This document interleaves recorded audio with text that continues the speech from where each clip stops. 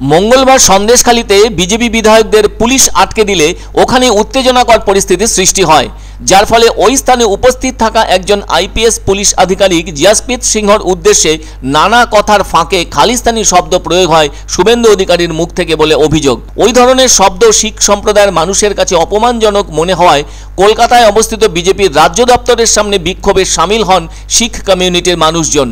তাদের দাবি, যতক্ষণ পর্যন্ত ওই ঘটনা প্রসঙ্গে প্রধানমন্ত্রী নরেন্দ্র মোদী এবং স্বরাষ্ট্রমন্ত্রী অমিত শাহ দুঃখ প্রকাশ করে ক্ষমা না চাইবেন, ততক্ষণ পর্যন্ত তারা ওখানে অবস্থান বিক্ষোভ চালিয়ে যাবেন। তবে তারা শুধু ওখানেই ক্ষান্ত হচ্ছেন না, এর পাশাপাশি সন্দেশখালীতে যে ঘটনা ঘটেছে সেই বিষয়টিকে কেন্দ্র করে তার প্রতিচ্ছবি সাধারণ মানুষের সামনে তুলে ধরবেন তারা প্রজেক্টর ও লাইটের মাধ্যমে। সেজন্য ওইসব সরঞ্জাম এনে তারা লাগানোর ব্যবস্থা করছেন। আর কিছুক্ষণ আগে তারা ওখানে লঙ্গরও শুরু করেছেন।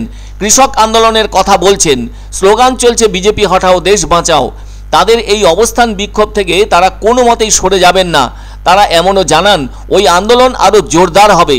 সন্দেশখালীর যে ঘটনা, সেই ঘটনার কথা তারা জানেন না, শুধু জানেন তাদের শিখ সম্প্রদায়কে অপমান করা হয়েছে। উল্লেখ করা দরকার, এদিন ধামাখালীতে শুভেন্দু অধিকারী সহ বিজেপি বিধায়কদের 6 সদস্যের প্রতিনিধি দলকে আটকে দেয় পুলিশ। আর ওই সময় পুলিশের পক্ষ থেকে একজন আইপিএস অফিসার জিয়াসপ্রীত সিংহ ওখানে উপস্থিত ছিলেন। শুরু হয়েছিল তখন উচ্চপদস্থ পুলিশ আধিকারিকদের সঙ্গে বিরোধী দলনেতার মধ্যে উত্তপ্ত বাক্য বিনিময়। আবার ওই বচসায় জড়ান বিজেপির অন্যান্য নেতৃত্ব। ঠিক সেই সময়ে খালিস্তানি আখ্যা নিয়ে পুলিশের সঙ্গে বিজেপি নেতৃত্বের বাদানুবাদ শুরু হয় বলে অভিযোগ। জানিয়ে তৃণমূল সুপ্রিমো মমতা বন্দ্যোপাধ্যায় সোশ্যাল মিডিয়ায় জানিয়েছেন, আজ বিজেপির বিচ্ছিন্নতাবাদী রাজনীতি নির্লজ্জভাবে সাংবিধানিক সীমারেখা অতিক্রম করে গেছে। আমরা বাংলার সংহতি বজায় রাখার ক্ষেত্রে দৃঢ় প্রতিজ্ঞ।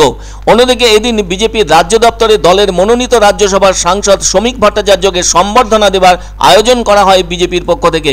কিন্তু এদিন সন্দেশখালীতে ঘটে যাওয়া একটি ঘটনার পরিপ্রেক্ষিতে ওই অনুষ্ঠানটি অন্যত্র করার ব্যবস্থা করা হয়। কারণ রাজ্য দপ্তরের সামনে শিখ সম্প্রদায়ের মানুষজন অবস্থান বিক্ষোভ কর্মসূচি পালন করছেন। প্রথমে শ্যামাপ্রসাদ মুখার্জির মূর্তির পাদদেশে এই অনুষ্ঠান হওয়ার কথা ছিল। সে যাই হোক, শ্রমিক ভট্টাচার্য যখন রাজ্য দপ্তরের সামনে আসেন তখন শিখ সম্প্রদায়ের লোকেরা স্লোগান তুলতে থাকে। তবে দুপক্ষই সামনাসামনি হলে উত্তেজনাকর পরিস্থিতির সৃষ্টি হয়। অবশ্য ওই সময় বিজেপির কার্যকর্তারা অত্যন্ত সংযম দেখিয়ে তাদের অন্যান্য কার্যকর্তাদের দপ্তরের ভেতরে নিয়ে যান। তবে ওই সময়ে বিজেপির রাজ্য দপ্তরের সামনে বিক্ষোভরত শিখ সম্প্রদায়ের মানুষদের সন্দেশখালীর ঘটনার জন্য দুঃখ প্রকাশ করে ক্ষমাও চাইলেন বিজেপির প্রাক্তন রাজ্য সভাপতি রাহুল সিনহা। এই বিষয়তে প্রধানমন্ত্রী নরেন্দ্র মোদী আর হোম মিনিস্টার অমিত শাহ ক্ষমা শুধু আমরা গ্রহণ করব, আর কোনো নেতার আমরা ক্ষমা বা কোনো অভিযোগ স্বীকার করব না। এটা আমাদের সিক্স সেন্টিমেন্টস। আমরা কারো বলাতে আমরা প্রতিবাদ করার আমরা কম না। আজকে সন্দেশখালীতে ঢোকার সময় বিজেপির একটা দল 5-7 জন ওর মধ্যে ছিল। যখন ওনাদেরকে ওইখানে আটকানো হয়, কেন আটকানো হয় সেটা আমরা জানি না।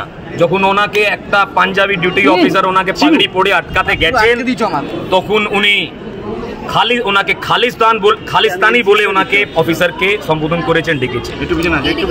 এটা বিজেপির যে নেতাগুলো যারা আজকে সন্দেশখালীতে ঢুকতে চাইছিলেন।